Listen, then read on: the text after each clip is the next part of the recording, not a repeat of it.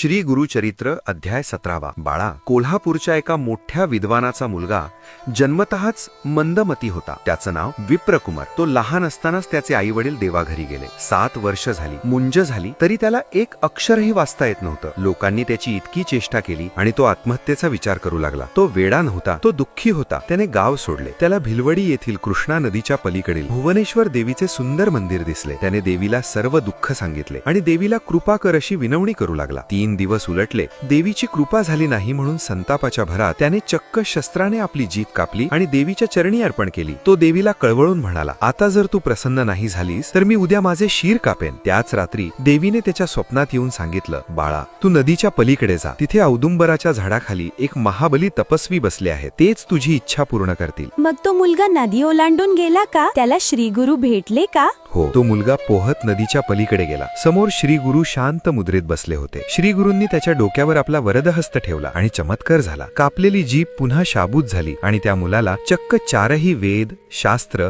आणि व्याकरण मुखोद्गत झालं. जसा लोखंडाचा स्पर्श परिसाला झाला की त्याचं सोनं होतं, तसा श्री गुरूंच्या हाताचा स्पर्श होताच तो मूर्ख मुलगा साक्षात बृहस्पती सारखा विद्वान झाला. कोल्हापूरचे जे ब्राह्मण त्याला हसत होते तेच आता त्याच्या चरणी वंदन करू लागले.